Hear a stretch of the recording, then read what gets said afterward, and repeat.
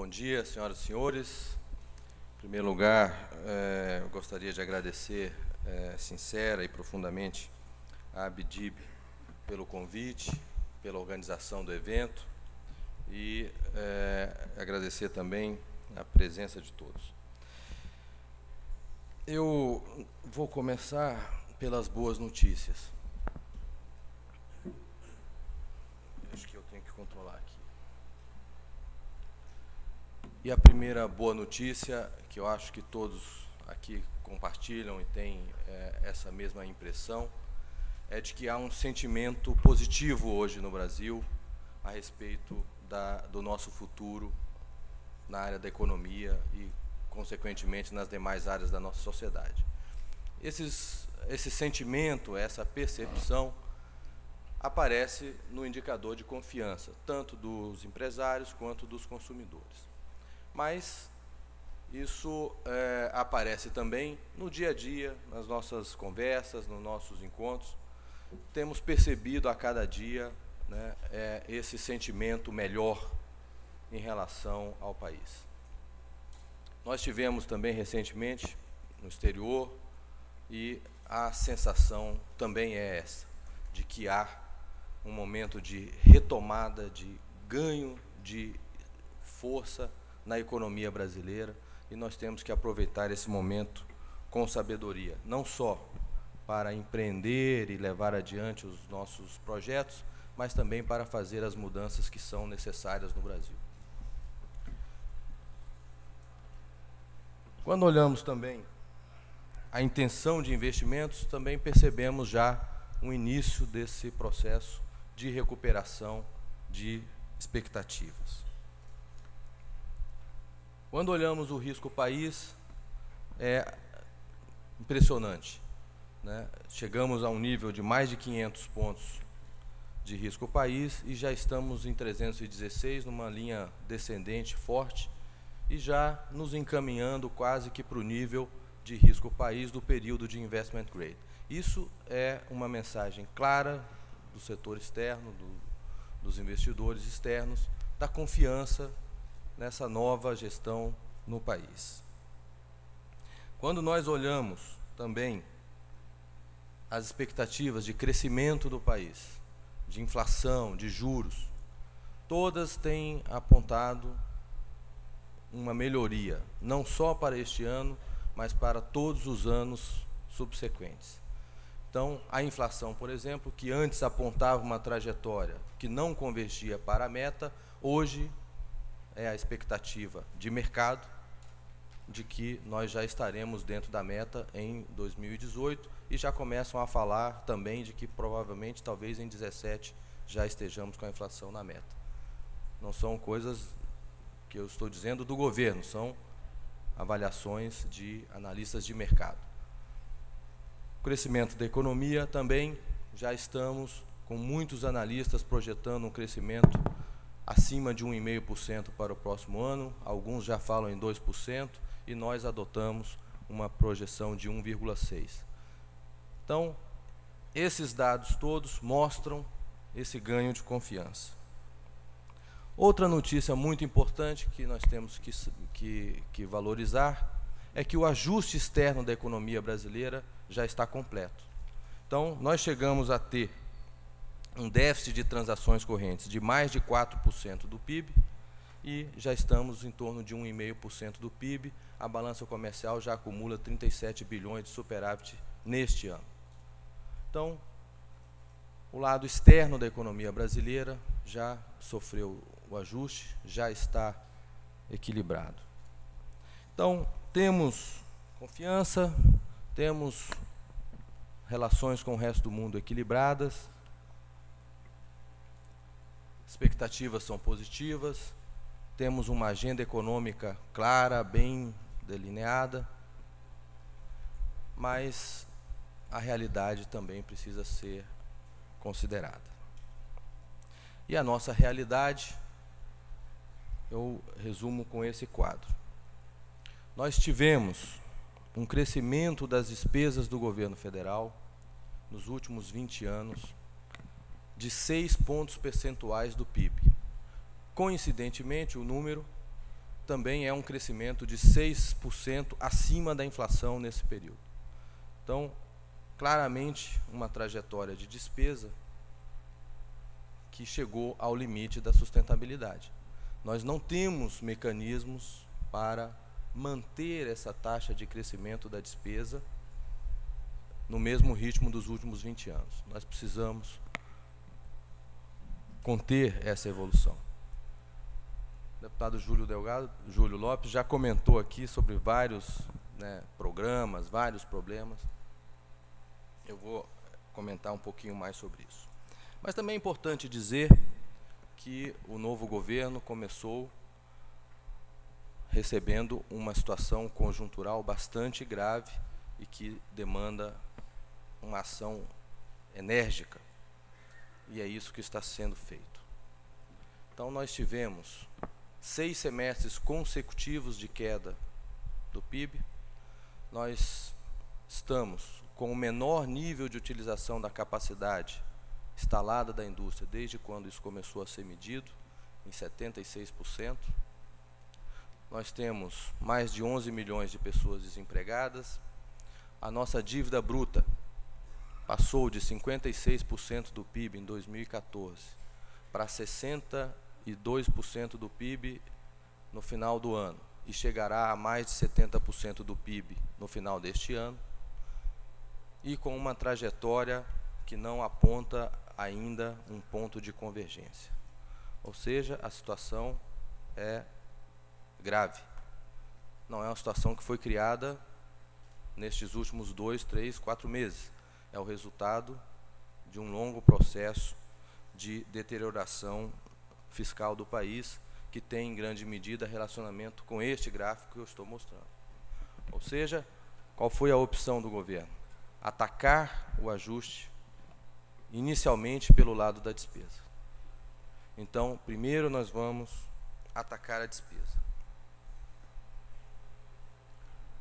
O primeiro passo, o passo mais importante para esse caminho, foi a adoção da PEC 241, que visa limitar o crescimento das despesas nos próximos 10 anos pela inflação e nos 10 anos subsequentes por uma regra que será adotada a partir do 10º ano, será definida pelo então presidente da República, encaminhará ao Congresso uma proposta definindo a nova regra. Não vou me alongar nesse ponto, mas é só para relevar a importância dessa medida e a importância que ela tem hoje do ponto de vista das expectativas. Grande parte desse cenário que eu mostrei, de que já há uma melhor expectativa da economia brasileira, tem a ver com a expectativa da adoção e da aprovação dessa agenda de reformas. Então, não ter o encaminhamento dessas agendas hoje teria um enorme custo para o país. E é por isso, então, que o governo federal está inteiramente imbuído do esforço e dedicado na aprovação dessas medidas. Outras medidas também já foram adotadas. A prorrogação da desvinculação das receitas da União, a renegociação das dívidas dos estados, a aprovação de uma nova lei de governança das estatais, e aqui eu chamo a atenção, muita ênfase foi dada para a questão dos critérios de nomeação de dirigentes, mas essa lei, ela inova muito mais na governança das empresas propriamente, criando segregações de funções, criando órgãos estatutários, comitê de auditoria, reforçando a auditoria interna das empresas, segregando o conselho de administração da diretoria, uma série de medidas que contribuirão de maneira muito forte para a melhoria do desempenho dessas empresas. Redução do número de ministérios e de cargos, racionalização de despesas internas de funcionamento, venda de imóveis. Estamos implementando uma extensa agenda de redução de despesas do governo. O deputado Júlio comentou aqui de problemas em vários programas. Pois bem, nós estamos atacando esses programas. Nós estamos fazendo uma revisão profunda, detalhada de todos os programas. Nós estamos no Ministério em conjunto, evidentemente, com os ministérios que administram esses programas, com a Casa Civil e com o Ministério da Fazenda, implementando alterações desses programas e implementando o controle efetivo desses programas. Então, nós estamos montando bases de dados para que nós possamos fazer o cruzamento. Então, como é que pode ter 40 mil pessoas recebendo seguro-defeso em Brasília? Né? Então, isso precisa ter uma contra-informação para entender por que isso está acontecendo. Como é que pode uma pessoa receber Bolsa Família, ao mesmo tempo ela está registrada como empresário, como dirigente, controlador de uma empresa ativa? Então, são informações que hoje estão disponíveis em bases separadas e que nós estamos fazendo esse processo amplo de integração das bases e de cruzamento. Daí sairão resultados muito importantes para reduzir as despesas. Um exemplo apenas, o auxílio-doença. O auxílio-doença é um programa que custa 25 bilhões de reais por ano. 25 bilhões de reais. O auxílio-doença, desses 25 bilhões de reais, 13 bilhões são para pessoas que estão há mais de 2 anos recebendo auxílio-doença. Então, nós determinamos uma verificação objetiva, perícia, nesse público. Já fizemos 10 mil. O índice é 80%. 80% das pessoas que passaram por esse processo não estavam mais doentes. Então, não se trata de retirar o benefício, é simplesmente dar o benefício a quem realmente necessita dele. Então, os outros programas, como Seguro-Defeso, Bolsa Família, etc., todos vão passar pelo mesmo tipo de procedimento e daí nós teremos redução de custos muito importantes.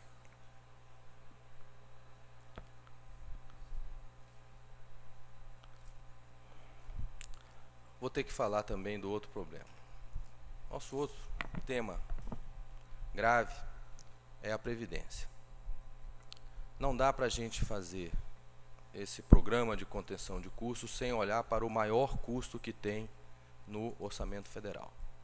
A despesa da Previdência privada, eu sempre faço uma brincadeira, aqui não vai dar porque o público é muito grande, mas eu sempre pergunto para alguma pessoa da plateia quanto você acha que é a despesa da Previdência pública, a Previdência do setor privado. Imaginem aí nas suas cabeças quanto é e eu vou te dizer o número.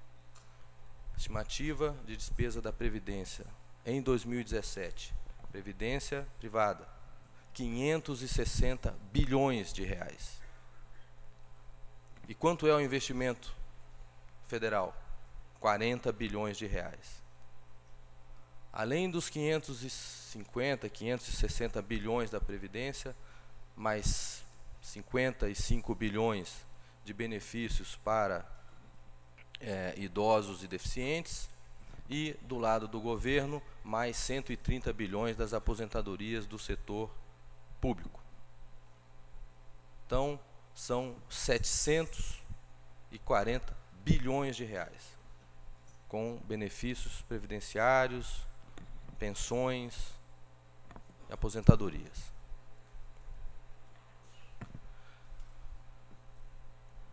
Pior do que isso, o déficit da Previdência, em 2017, mais de 180 bilhões de reais.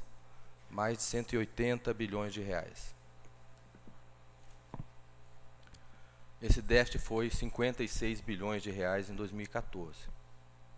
Então, não é só o tamanho, mas é a taxa de crescimento extremamente elevada que isso está acontecendo. Há questões conjunturais, há problema do lado da receita por conta da desaceleração, mas quando nós olhamos a tendência de longo prazo, não há nenhuma dúvida de que esse processo é insustentável. Mais do que isso, como é que você sustenta um sistema onde, pela nossa expectativa de vida, a pessoa pode trabalhar 35 anos, contribui 30% sobre o salário, se aposenta e fica 30 anos recebendo 90% do salário. Não há matemática financeira que sustente essa equação. Nós precisamos rever essa situação. Então, o governo está decidido, está completamente decidido de avançar com uma proposta de reforma. Os detalhes, essas outras coisas, nós só saberemos mais adiante. Mas o fato é, o problema está claro para nós e nós estamos trabalhando de maneira muito decidida a enfrentar esse problema. Pois bem, nós também precisamos cuidar para que, né, haja a retomada do investimento, retomada do crescimento da economia. Em primeiro lugar, o programa de parcerias de investimento. A melhoria da financiabilidade de projetos, a operacionalização do fundo garantidor e a segurança jurídica de novos investimentos em concessões existentes. Também o deputado Júlio mencionou aqui vários casos e vocês conhecem eles detalhadamente, eu não vou me alongar. Então, o programa de parcerias, o Tarcísio vai falar em mais detalhes, mas eu acho muito importante mencionar as diretrizes, a orientação estratégica do governo. Em primeiro lugar, qualidade técnica. Observar a qualidade técnica dos projetos. Só vamos implementar, só vamos dar continuidade a projetos que sejam comprovadamente qualificados. Melhorar a prestação de serviço. Evidentemente, esse é o objetivo final, é para isso que nós fazemos. Ampliar a segurança jurídica dos contratos, definir indicadores claros, regras objetivas, reduzir ao mínimo, estritamente necessário, né, as questões relacionadas aos contratos. Evitar isso que o ministro Gilmar mencionou aqui, né, reduzir o nível de litígio a respeito dos contratos. Fortalecer as agências reguladoras, dar-lhes mais liberdade para formar o seu juízo técnico e dar-lhes mais instrumentos para exercer a sua função. A propósito disso também, estamos tramitando no Congresso Nacional um projeto importante que revisa o marco regulatório das agências reguladoras. Debate prévio, audiências públicas, análise dos editais, para que quando sejam lançados, estejam efetivamente bem desenhados e bem preparados. Prazo entre o edital e a licitação, mínimo de 100 dias, para que se tenha tempo de analisar os projetos, para que novos investidores possam participar dos programas. Garantir que os projetos que sejam colocados nos programas efetivamente tenham viabilidade ambiental. Nós sabemos a dificuldade do licenciamento ambiental, então não adianta insistir com coisas que não terão licenciamento ambiental ou que terão um licenciamento extremamente dificultado, né? O governo também está trabalhando, o ministro Sarney Filho tem trabalhado em alterações do marco legal nessa área de licenciamento. Talvez em breve a gente tenha boas notícias nessa área também. Bom, e a diretriz geral, mais importante, que é fortalecer a participação privada no desenvolvimento da infraestrutura. Essa é a ideia força, é a ideia geral. Na área do financiamento também, mais tarde o BNDES vai estar aí para dar todos os detalhes. Eu acho que é só importante mencionar, né, as orientações gerais. Acelerar o processo de contratação do empréstimo de longo prazo para evitar problemas que nós tivemos no passado, de ter o empréstimo ponte e depois não ter a continuidade do empréstimo de longo prazo, e muitos projetos hoje enfrentam problemas. Ter uma maior participação do mercado de capitais, através da emissão de debêntures. Ter um sistema onde haja por parte do setor privado, a cobertura dos riscos de pré-completion. Inicialmente, conseguimos estruturar isso através de um pool de bancos, né, que fornecerá, no caso de aquisições de debêntures pelo FI e FGTS, uma garantia pré-completion, viabilizando assim um pacote de financiamento com uma participação privada, mas ao mesmo tempo com a garantia já do financiamento de longo prazo e com as garantias de pré-completion.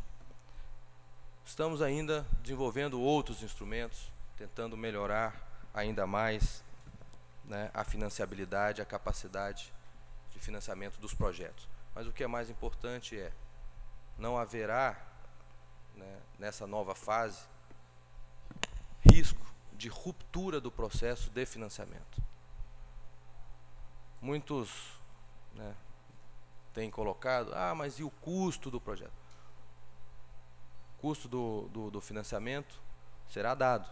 O problema maior não é o custo, o problema maior é você não ter o financiamento, ou ter um financiamento que começa e não termina.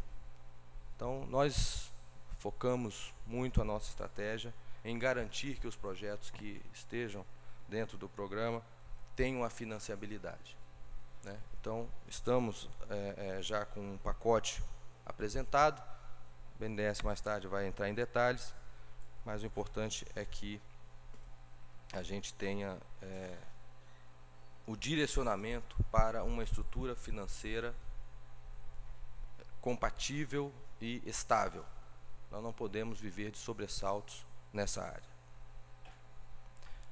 Além disso, não foi combinado, não falei com o Júlio antes, mas ele mencionou aqui a questão, e é um tema que nós estamos trabalhando detidamente e pretendemos lançar em breve uma alteração legal, exatamente nessa linha de permitir que as concessões já existentes possam ampliar o investimento, né? A nossa perspectiva é de que esse é o investimento mais rápido para acontecer na área das concessões, uma vez que o processo de concessão é um processo longo, né? Do momento em que nós iniciamos um edital até o início de uma obra, você vai ter no mínimo um ano e meio.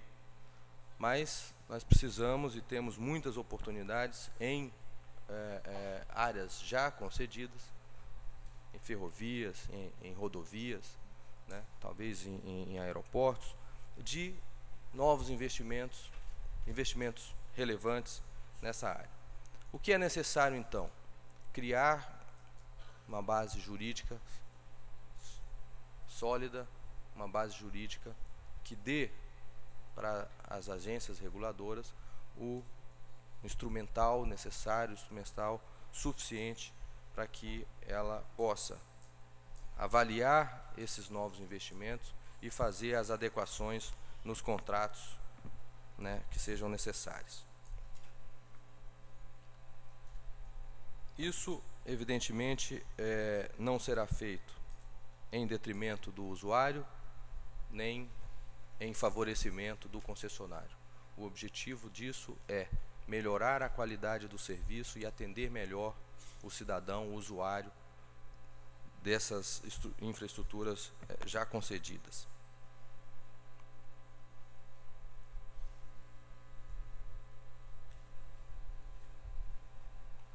Além disso, nós não podemos também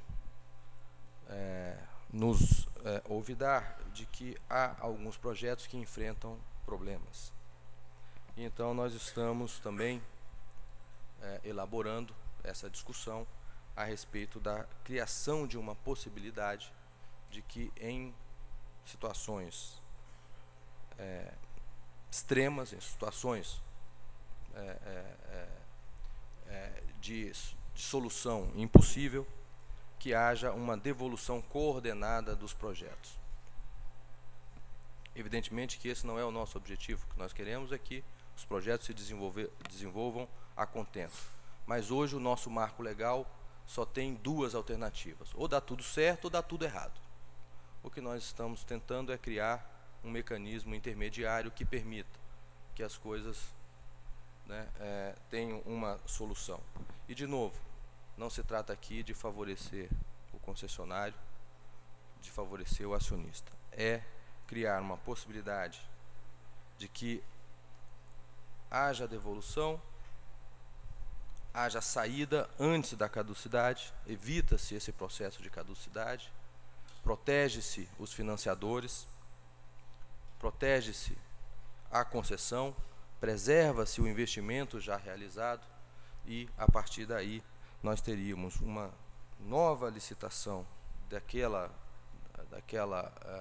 infraestrutura e um novo investidor poderia, então, assumi-la, fazendo a indenização dos investimentos já realizados na concessão existente. E aqui trazemos também, não estava combinado, mas o ministro Gilmar Mendes trouxe essa proposta, e eu queria dizer que aqui também nós já estamos trazendo de maneira bastante objetiva o princípio da arbitragem como sendo o mecanismo principal de solução para possíveis litígios. Então, esse digamos, em resumo, o que está sendo discutido, e temos feito isso de maneira bastante participativa com as associações da área de infraestrutura, né, de concessões em infraestrutura, né, e temos a intenção de, muito em breve, fazer o lançamento de uma proposta de alteração legal com esses dois temas.